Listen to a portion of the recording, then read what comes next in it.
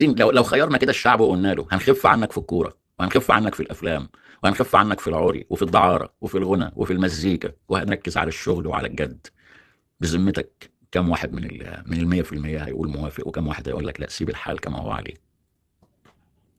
رايي الشخص انا مش مش ملزم للناس. انا متاكد يعني ان كلكم عارفين ان هو ده الراي الصح، بس رايي انا اكتر من 80% هيقول لا سيب الحال كما هو عليه. انا مش عايز الكوره تنتهي، ولا عايز الرقص ينتهي، ولا عايز الدعاره والاختلاط وقله الادب تنتهي، مع العلم ان معظمهم في العالم بيتظاهر ويقول لك لا انا عايز ان الكلام ده ينتهي، لكن لا.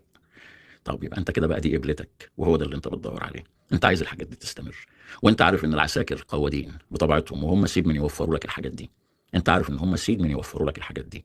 فمش عايزين ننافق بعض. اليوم اللي تقول لي لا انا عايز اشتغل وعايز اعرق واتعب وعايز اضحي وعايز ابني البلد دي فعلا، وعايز اسيب لابني مستقبل فيها، وعايز اعيش بما يرضي الله ورسوله، مش عايز اعيش فيها مذلول، ولا عايز اترمي في مركب، ولا عايز اختي تتطلق، ولا عايز امي تترمل، ولا عايز اي حاجه من دي، يعني بقى يبقى انت كده اصبت فعلا، يبقى هو ده اليوم اللي تتحرك فيه.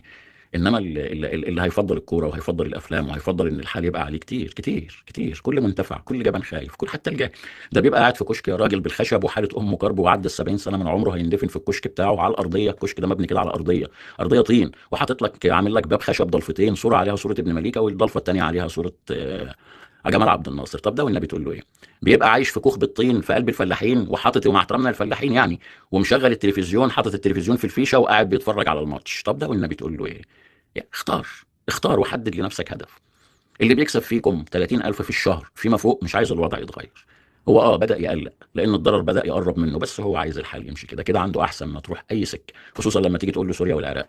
اللي اتعين بالرشوة أو اتعين بالواسطة أو اتعين بقلة الأدب مش عايز إن الحال يتغير، لا تيجي حكومة جديدة ولا حد جديد ويقول له أنت اتعينت بالواسطة ويخسر الشغلانة دي.